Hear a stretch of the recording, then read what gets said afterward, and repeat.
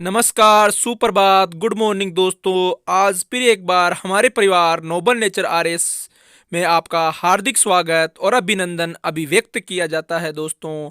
आज की motivation line है, यूं ही नहीं मिलता कोई मुकाम, यूं ही नहीं मिलता कोई मुकाम, उन्हें पाने के लिए चलना पड़ता है दोस्तों, उन्हें पाने के लिए चलना पड़ता है दोस्तों। इतना आसान नहीं होता कामयाबी का मिलान, इतना आसान नहीं होता कामयाबी का मिलान, उसके लिए किस्मत से भी लड़ना पड़ता है दोस्तों, किस्मत से भी लड़ना पड़ता है दोस्तों। आज के मोटिवेशन से आपको यही संदेश देना चाहता हूं दोस्तों, कामयाबी के लिए हमेशा किस्मत से लड़ना ही पड़ेगा दोस्तों। किस्मत में कभी लिखा नहीं होता कि बिना मेहनत के किसी को सफलता मिलेगी।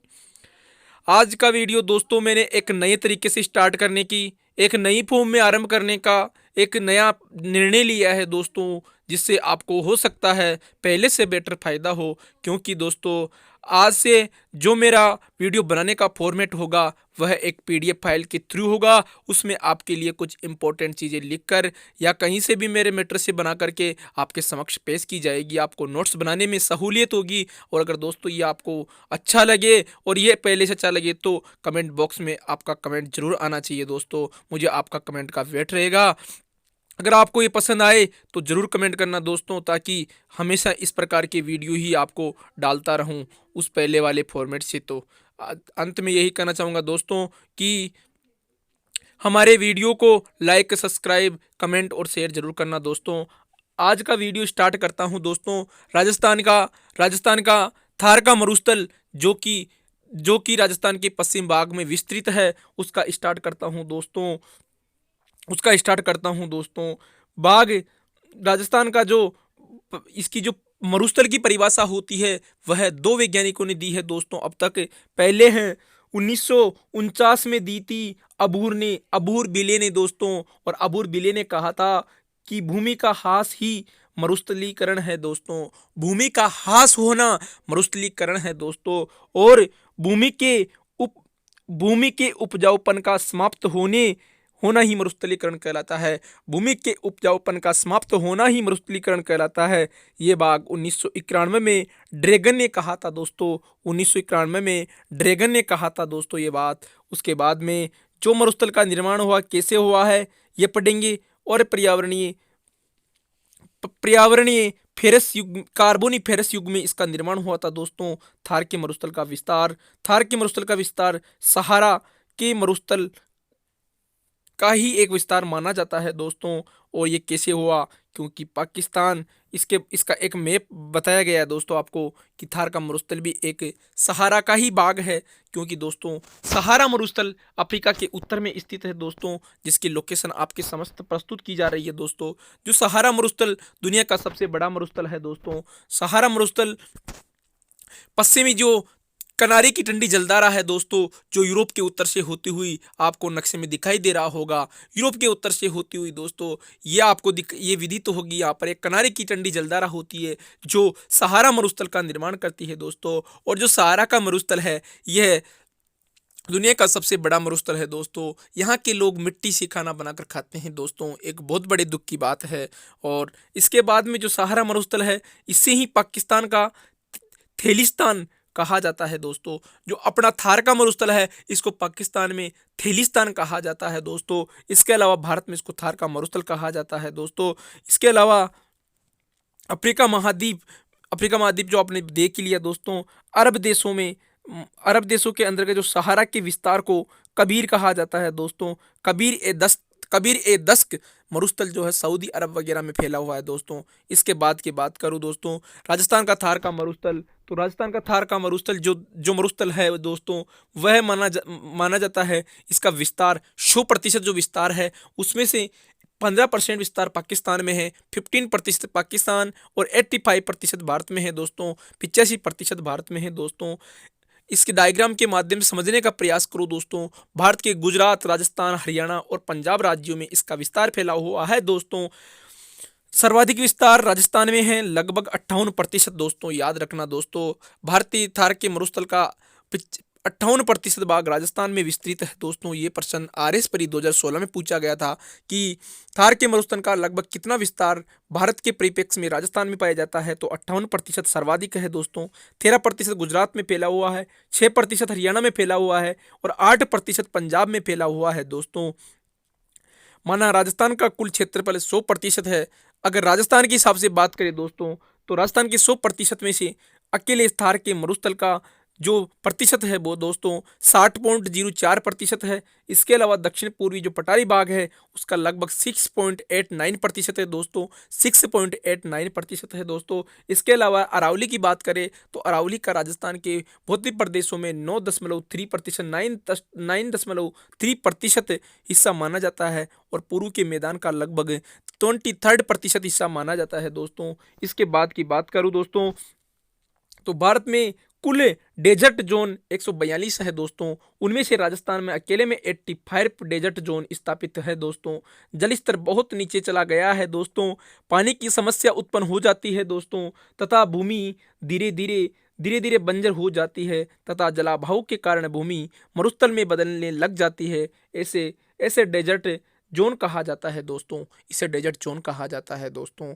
आपको डेजर्ट जोन की परिभाषा यहाँ पर अच्छी तरह दिखाई दे रही है दोस्तों, किसे डेजर्ट जोन कहा जाता है। भारत में 142 डेजर्ट जोन है दोस्तों। हाल ही में केंद्रीय भूजल बोर्ड ने निम्न स्थानों पर जल दोहन के लिए पूर्ण रूप से प्रतिबंध लगा दिया है दोस्तों राजस्थान में, जिनमें आता है झोटवाड़ा जयपुर के अंतर्गत, पुष्कर अजमेर में, जालोर सिटी भीनमाल और रानीवाड़ा जालोर में दोस्तों। इसके अलावा बहरोड अलवर में, श्री माधोपुर सीकर के अंतर्गत और मांडवा सूरतगढ़ झुंझुनू में भी दोस्तों जो जल का दुर्योधन है उसको उस पर बैन लगाया गया है दोस्तों। थार के मरुस्थल का क्या क्या विशेषताएं हैं दोस्तों, बेहद इंपॉर्टेंट टॉपिक है दोस्तों। थार के मरुस्थल की क्या क्या विशेषताएं दोस्तों, आपको विदित होगा हमारे थार का मरुस्थल की जगह पहले हकरा और गग्गर जैसी जैसी वैदिक काल नदियां बहा करती थी, लेकिन दोस्तों ऐसा माना जाता है कि ये नदियां कुछ वक्त बाद जो 33 सागर था वह सूख जाता है, क्योंकि इंडियन और यूरेशिया प्लेट आपस में टकराने से उसको सुखाने में अहम भूमिका निभाती है दोस्तों। उसकी जगह 33 सागर जगह आज हमारा मरुस्थल बन जाता है दोस्तों। और थार के मरुस्थल की विशेषताएं क्या क्या है दोस्तों, विश्व का सबसे घना बसा मरुस्थल है दोस्तों ये है। इसके अलावा सर्वाधिक विविधता वाला मरुस्थल है दोस्तों, सर्वाधिक विविधता वाला मरुस्थल है दोस्तों। मानसून को आकर्षित करने और ऋतु चक्र के निर्माण के लिए महत्वपूर्ण है दोस्तों थार का मरुस्थल। इसके अलावा रेडोन गैस निकलती है यहाँ पर जो वर्षा लाने में सहायक होती है दोस्तों, ये नमी का अवशोषण करती है दोस्तों। इसके अलावा न्यून वायुदाब का केंद्र विकसित होता है दोस्तों, अंतर्राष्ट्रीय सीमा के सहारे सारे विस्तृत है दोस्तों। इसके पश्चिमी भाग को थार मरुस्थल तथा पूर्वी भाग को मारवाड़ के नाम से जानते हैं दोस्तों। इसके ढाल उत्तर से दक्षिण तथा पूर्व से पश्चिम की ओर है दोस्तों, उत्तर से दक्षिण तथा पूर्व से पश्चिम की ओर है दोस्तों।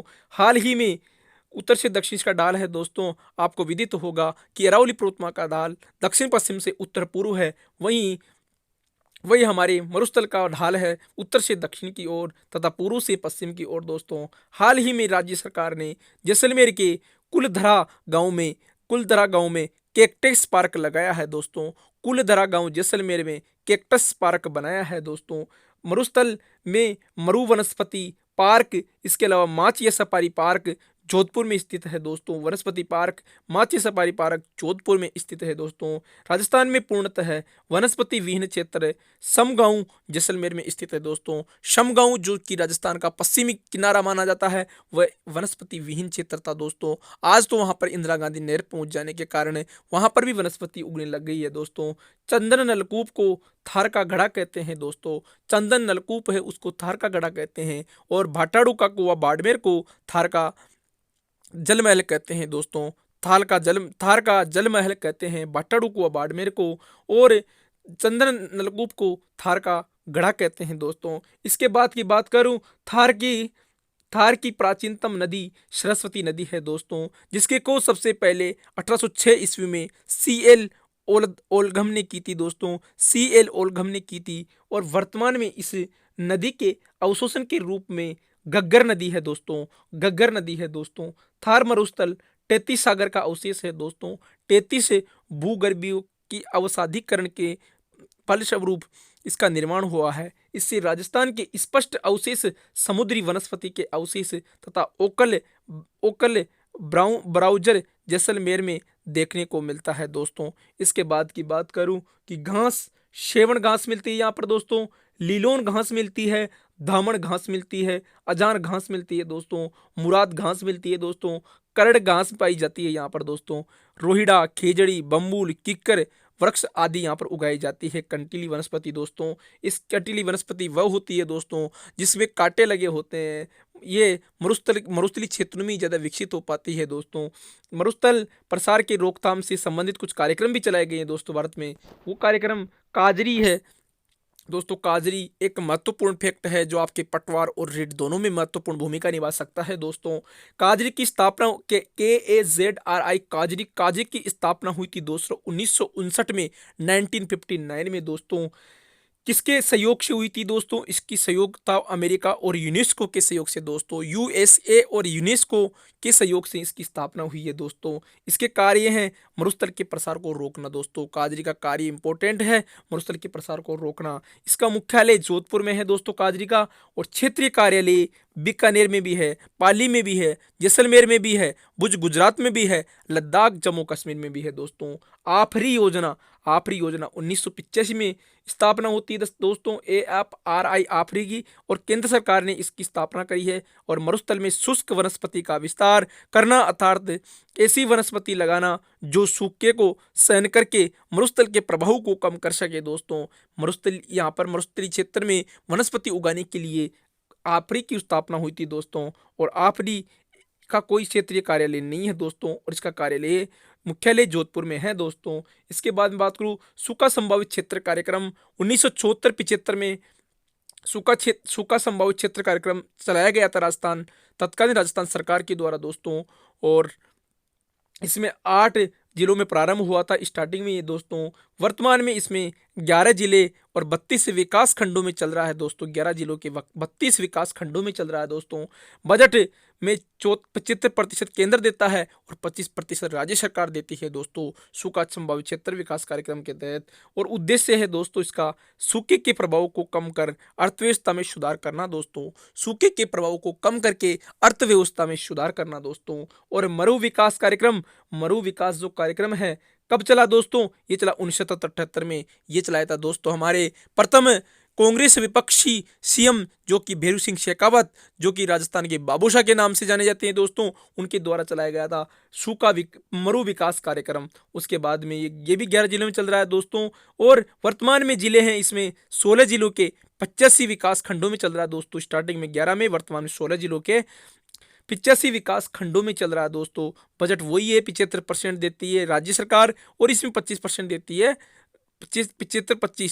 75 राज्य सरकार देती है और 25 केंद्र सरकार देती है दोस्तों। इसका उद्देश्य है मरुस्थल में विस्तार को कम कर अर्थव्यवस्था में सुधार लाना दोस्तों। अर्थव्यवस्था में सुधार लाना है दोस्तों इसका मुख्य उद्देश्य। इसके बाद की बात करूं संभावित व्यर्थ भूमि विकास कार्यक्रम। कुछ व्यर्थ भूमि को विकास करने के लिए भी कुछ कार्यक्रम चलाए जा रहे हैं दोस्तों, जैसे कि जिसका नाम है समन्वित व्यर्थ भूमि विकास कार्यक्रम, जिसमें 1992 में स्टार्ट हुआ दोस्तों। प्रारंभ में ये 10 जिलों में हुआ था और वर्तमान में 18 जिलों में चल रहा है दोस्तों। कार्यक्रम केंद्र सरकार के द्वारा चलाया जाता है दोस्तों।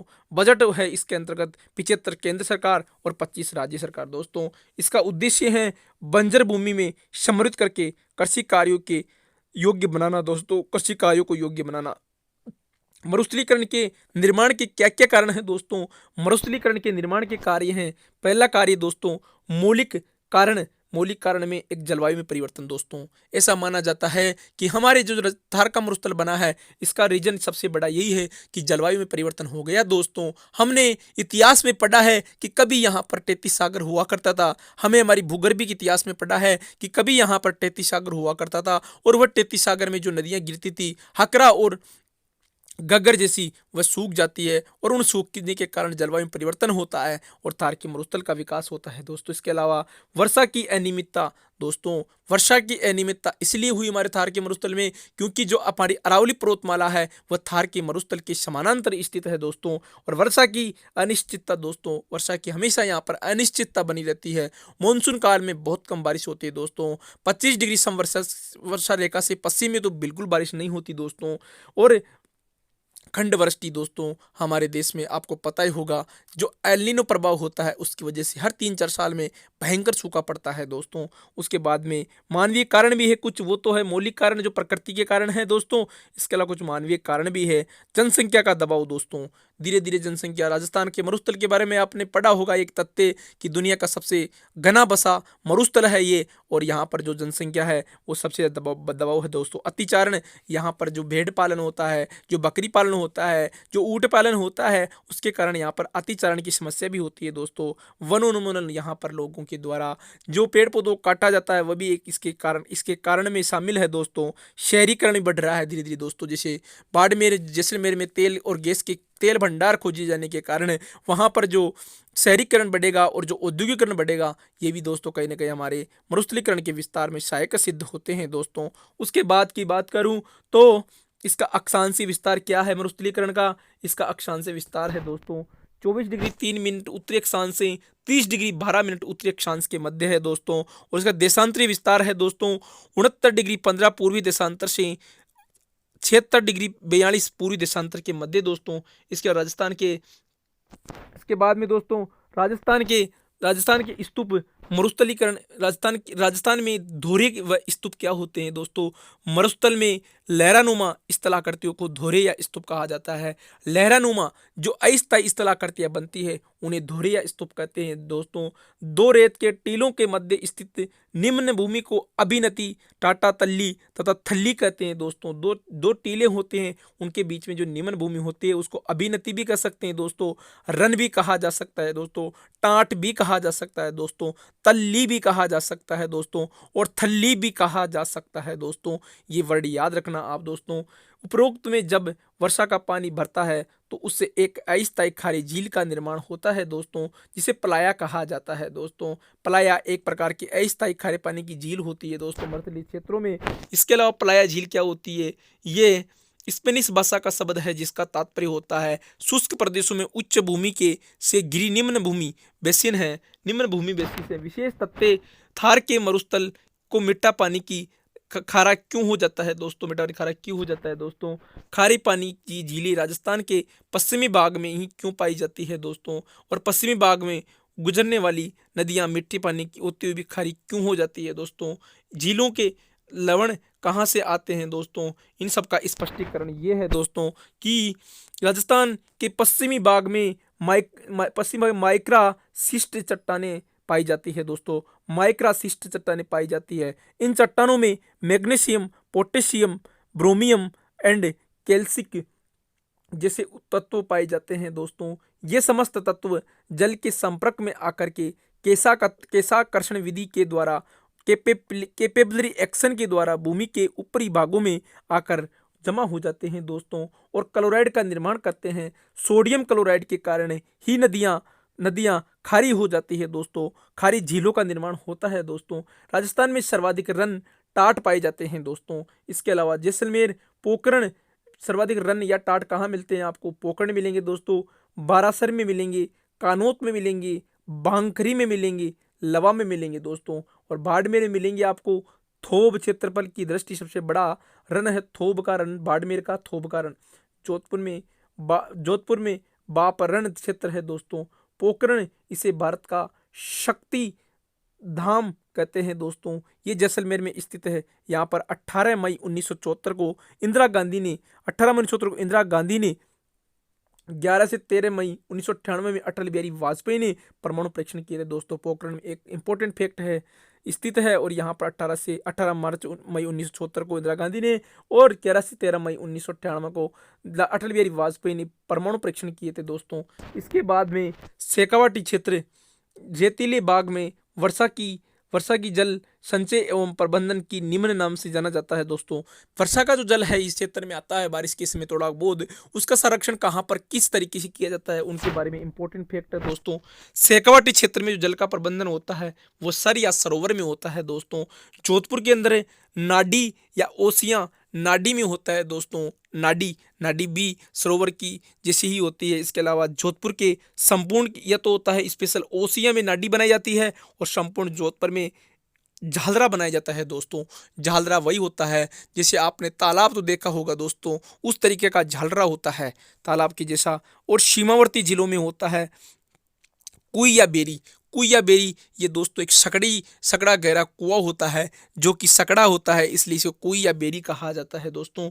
इसके अलावा समस्त मौसमी जिलों में इसको टाँका कहा जाता है। टाँके का निर्माण दोस्तों छत से जो पानी आता है उसको टाँके बनाकर इकट्ठा किया जाता है। जैसलमेर में खड़ीन पालीवाल ब्राह्मणों की देन है दोस्तों। खड़ीन जो पद्धति है जैसलमेर की वह पालीवाल ब्राह्मणों की देन है दोस्तों। संपूर्ण राजस्थान में बावड़ी यहाँ भी बनाई जाती है। शेष 8 जिलों में टोबा बनाए जाते हैं दोस्तों। टोबा बनाए जाते हैं। भारत में वर्षा के जल संचय प्रबंधन को निम्न नाम से जानते हैं दोस्तों, जिसे बोलते हैं बाधार तल। बाधार तल महाराष्ट्र में बोला जाता है दोस्तों। प्रबंधन की निम्न नाम से भी जानते हैं दोस्तों। बाधार तल में बाधार या तल के अंदर महाराष्ट्र और हिमाचल प्रदेश में कोहल के नाम से जाना जाता है दोस्तों। हिमाचल प्रदेश में कोहल के नाम से जाना जाता है दोस्तों। और तमिलनाडु में इरी के नाम से जाना जाता है दोस्तों। केरल में सुरंग के नाम से जाना जाता है दोस्तों। जम्मू कश्मीर में फोकर के नाम से जाना जाता है दोस्तों। और कर्नाटक में कट्टा के नाम से जाना जाता है। भारत के उत्तर पूर्वी भागों में एक स्थान से दूसरे स्थान पर जल को ले जाने के लिए पाइपों के स्थान पर बांसों का प्रयोग किया जाता है दोस्तों। बांसों का प्रयोग किया जाता है क्योंकि उत्तरी पूर्वी भारत में सर्वाधिक बांस होते हैं दोस्तों। और राजस्थान में थार के मरुस्थल के भौतिक दृष्टि से 4 भागों में बांटा जाता है दोस्तों। पहला भाग है घग्गर नदी द्वारा निर्मित मरुस्थल। दूसरा है शेखावाटी के मध्य प्रदेश लूनी नदी द्वारा निर्मित प्रदेश।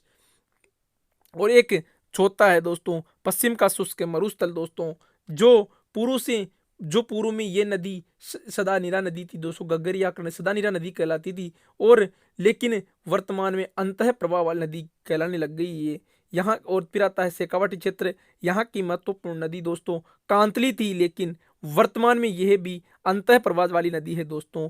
और तीसरी है लूनी नदी। ये वर्तमान में बरसाती नदी है दोस्तों। ये केवल 3 महीने ही बहती है दोस्तों। और पश्चिम का शुष्क मरुस्थल दोस्तों, ये की मरुस्थल नदी काकनी नदी है दोस्तों। मसूर दी है, लेकिन वर्तमान में जैसलमेर में 17 किमी तक ही सीमित है दोस्तों।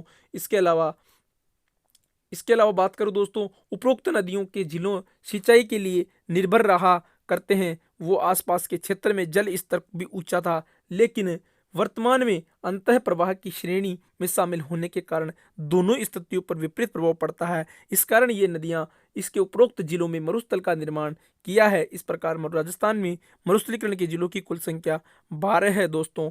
और राजस्थान में कुल मरुस्थलीय जिलों की संख्या 12 है दोस्तों।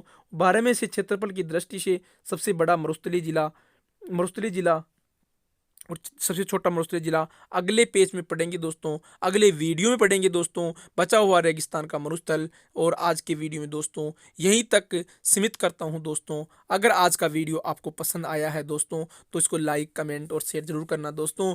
आपकी कमेंट का मुझे आज स्पेशल इंतजार रहेगा, क्योंकि दोस्तों अगर मेरा नया तरीका आपको पसंद आता है तो कमेंट बॉक्स में जरूर लिखना दोस्तों। कल से इसमें कुछ करंट वगैरह भी ऐड कर दूंगा दोस्तों, 4-5 क्वेश्चन डेली के, तो आप लोगों को बहुत फायदा मिलने वाला है दोस्तों इस प्रकार की स्लाइडों से। अगर आप चाहोगे तो इस प्रकार के वीडियो हमेशा ही ऐसे आएंगे दोस्तों। ये फॉर्मेट पसंद आए तो कमेंट बॉक्स में जरूर कमेंट करना और एंड तक जरूर देखना दोस्तों। जय हिंद, जय भारत।